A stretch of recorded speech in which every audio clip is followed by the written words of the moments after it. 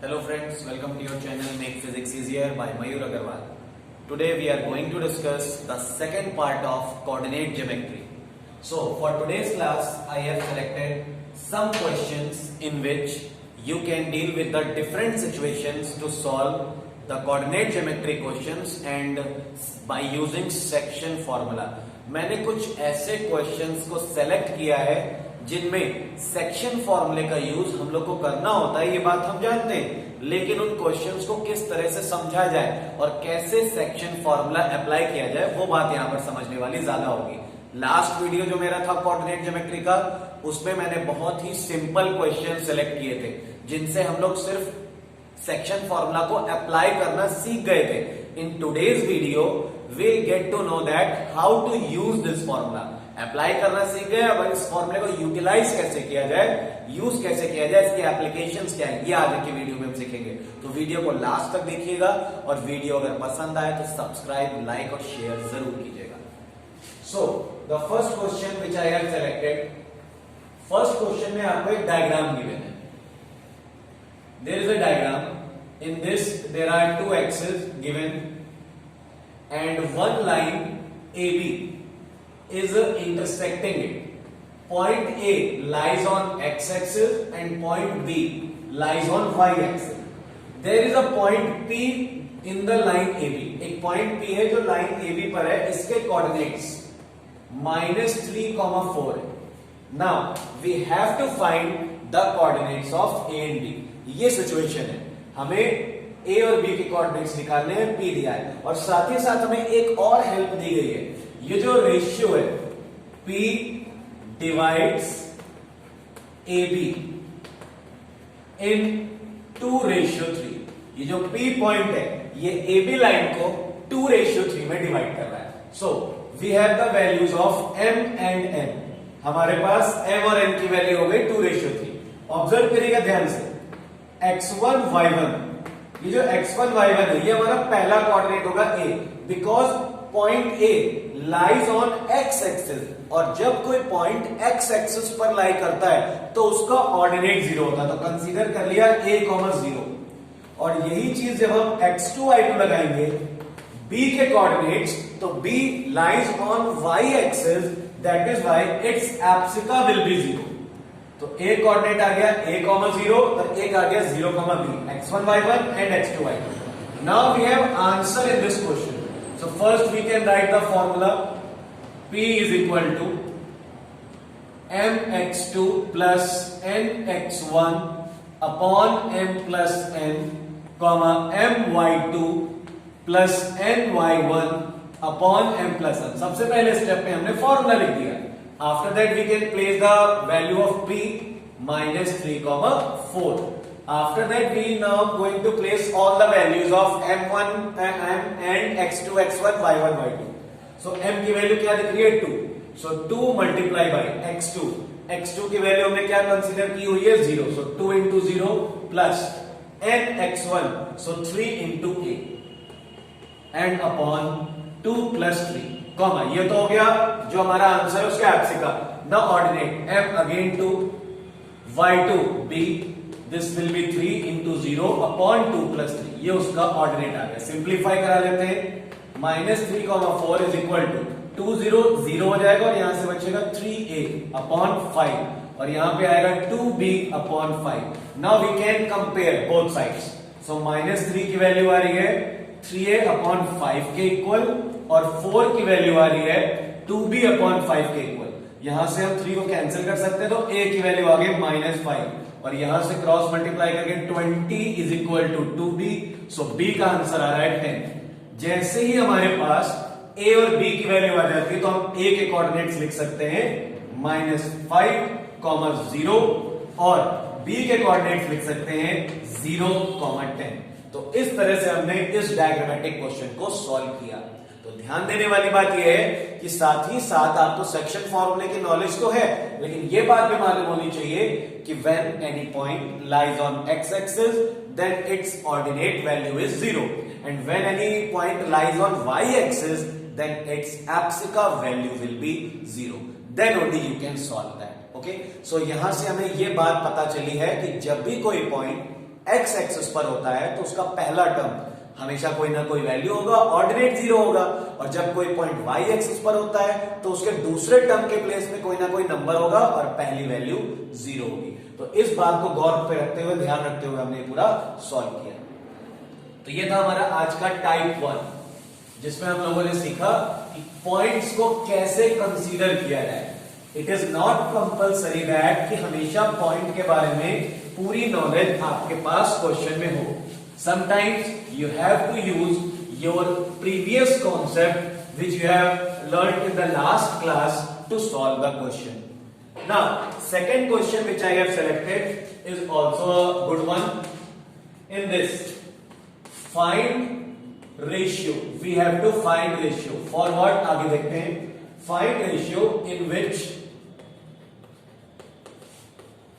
2x plus y minus 4 is equal to 0. ये equation, this line divides line joining, दो points दिए हैं उनको ज्वाइन करने वाली एक लाइन है, ज्वाइनिंग A 2, -2 एंड B 3, 7. ये हमारा क्वेश्चन है अगला। इस बार में रेशियो नहीं पता है। We have 2 points. Suppose these are the 2 points A, B. इनको ज्वाइन कर दिया हमने इस तरह से। ये है 2, -2 और ये है 3, 7। एक पर्टिकुलर इक्वेशन है ये जो लाइन सेगमेंट हमें क्वेश्चन में दिया गया है, इसकी इक्वेशन है 2x plus y minus 4 is equal to 0. ये लाइन इस AB लाइन को इंटरसेक्ट जरूर कर रही है और इंटरसेक्ट कर रही है P पॉइंट पर। We have to find M ratio N. किस तरह फाइंड करेंगे? तो इस तरह का क्वेश्चन अभी तक हमने नहीं किया। देखिए बहुत आसान है ये। रेशियो हम m और n लेट कर चुके हैं। सबसे पहला काम हम ये करते हैं, p के कोऑर्डिनेट्स निकालते हैं। Obviously we don't have the values of the ratios, so the value of p will come in the terms of m and n। देखिए किस तरह, p इज इक्वल टू, सबसे पहले mx2, सो m इंटू 3, यहां बन जाएगा 3m plus nx1 n into 2, तो ये बन जाएगा 2n upon m plus n। ये हो गया एप्सिका। अब ऑर्डिनेट की बात करते हैं। my2, सो 7m plus ny1, so minus यहां हो जाएगा -2n upon m plus n। सबसे पहली बात आपको इस पर गौर कर लेना है, p के कोऑर्डिनेट्स m और n के टर्म्स में आ गए। अब एक और कॉन्सेप्ट हमें यहां पर यूज करना होगा। वो कॉन्सेप्ट ये है जिसे आप एक अलग जगह लिख सकते हो, याद रख सकते हो। When an equation passes through a point, जब भी कोई इक्वेशन किसी पॉइंट को पास आउट करती है, पॉइंट को टच करते हुए जाती है, पॉइंट के ऊपर से जाती है, then the coordinates of that point will satisfy that equation. मतलब यहां पे जो एप्सिका और ऑर्डिनेट की वैल्यूज आई है, उसे एप्सिका और ऑर्डिनेट x और y के प्लेस पे रखने पर ये इक्वेशन सेटिस्फाई होनी चाहिए। तो इस कॉन्सेप्ट का यूज हमें करना है। अब हम लोग x जो इसका एप्सिका है वो यहां पे रखते हैं 2, 3m plus 2n upon m plus n, एप्सिका रखा, प्लस y के प्लेस पे क्योंकि और कोई मल्टीपल तो है नहीं, तो 7m minus 2n upon m plus n, ये y के प्लेस पर दिया, -4 इज इक्वल टू 0। अब हमें इसे सॉल्व करना है। सबसे पहले 2 का मल्टीप्लाई, सो 6m plus 4n plus 7m minus 2n और अपॉन में हो जाएगा m प्लस n। 4 उधर जगह हो गया positive, 6, 7, 7n, this will be 13m plus 4n minus 2n plus 2n is equal to 4m plus 4n। n के terms को एक तरफ कलेक्ट कर लेते हैं।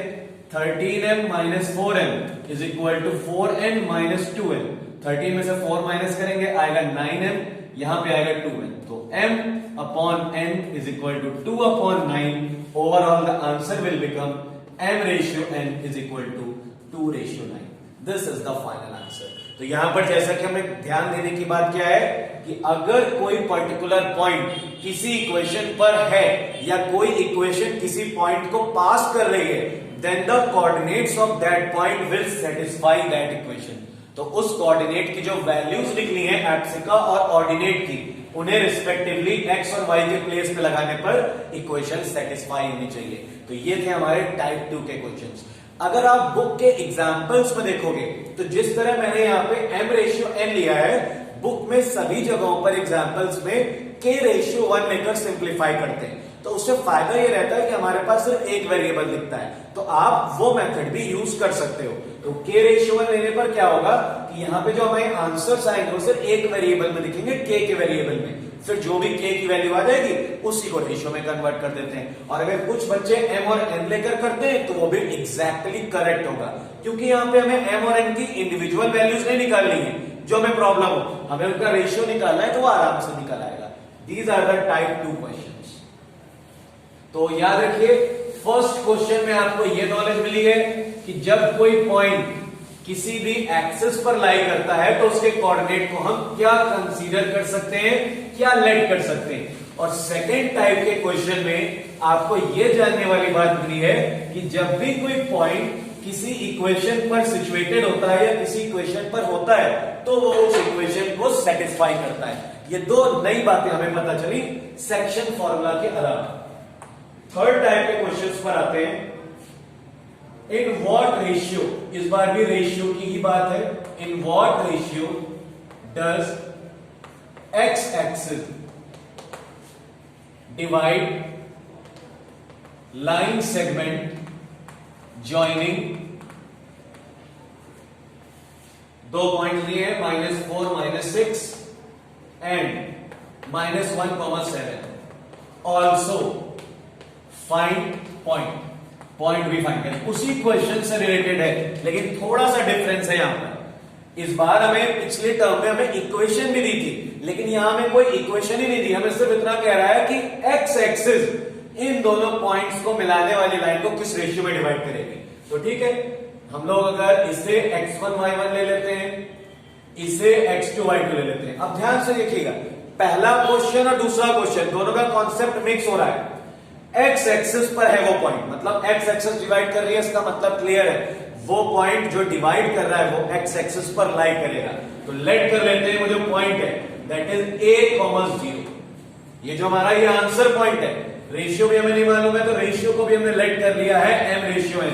तो हमारा आंसर क्या होता है, a, 0 is equal to mx2, so m into -1 क्या आ जाएगा, -m plus nx1, so n into -4 यहां पर हो जाएगा -4n and upon m plus n, comma इसी तरह हम लोग लगाएंगे my2, सो m इंटू 7 यहां से आ जाएगा 7m and n into y1 -6n upon m plus n। ये हमारा क्वेश्चन का फॉर्मूला अप्लाई करने के बाद ये टर्म बन गया। तब एप्सिका को कंपेयर कराइए, so a is equal to -m -4n upon m plus n। ये एप्सिका को कंपेयर कराने पर आया 0 is equal to 7n -6n upon m plus n।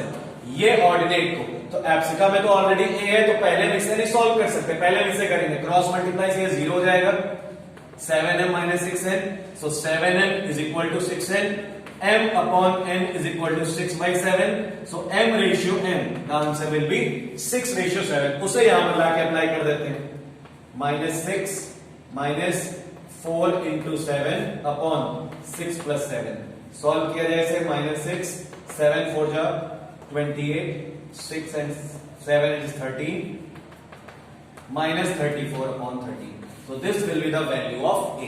तो देखा आपने कि किस तरह से हमें जो दो कोऑर्डिनेट्स दिए थे, जो हमें उन कोऑर्डिनेट्स को यूटिलाइज करके सबसे पहले तो हमने वो कोऑर्डिनेट निकाल लिया जो कि डिवाइडेड रेशियो के बाद आएगा। रेशियो m/n था, तो रेशियो का m/n के प्लेस पे रखा है, x1 y1 x2 y2 हमारे पॉइंट्स दिए गए हैं, और जो आंसर है वो हमें कंसीडर करना होगा, लेट करना होगा, बिकॉज x एक्सिस डिवाइड कर रही है, इसका मतलब है वो पॉइंट जो हमारा आंसर है वो x एक्सिस पर लाई करेगा, और जब कोई पॉइंट x एक्सिस पर लाई करता है तो उसका ऑर्डिनेट 0 होता है। तो यहां से वो 0 हमें जो मिल जाएगा तो वो कंपैरिजन के लिए हमारे लिए एग्जैक्ट वैल्यू रहेगी। वहां से m/n आएगा और उस m/n को पहले वाले कंपैरिजन में पुट करके डिस्प्लेस करके हम a की वैल्यू निकाल लेंगे। तो इस तरह से हमारे पास जो पॉइंट ऑफ इंटरसेक्शन आएगा वो आएगा -34/13, 0। तो इस तरह से हमारे पास रेशियो भी आ गया और पॉइंट्स भी आ गए। तो क्वेश्चन नंबर 1 और 2 का मिक्सचर है ये क्वेश्चन, दोनों बातें यहां पर साथ में लगेंगी। ये थे टाइप 3 क्वेश्चन।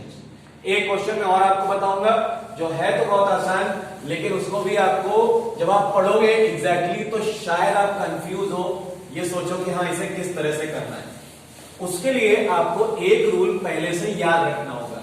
हालांकि ये रूल फिजिक्स का आता है, लेकिन अब इसका यूटिलाइजेशन यहां पर भी होगा। अगर आप लोगों ने रिफ्लेक्शन चैप्टर पढ़ा है तो रिफ्लेक्शन में एक सिंपल सी बात होती है, the distance between the object to the mirror and distance between the image to the mirror are equal.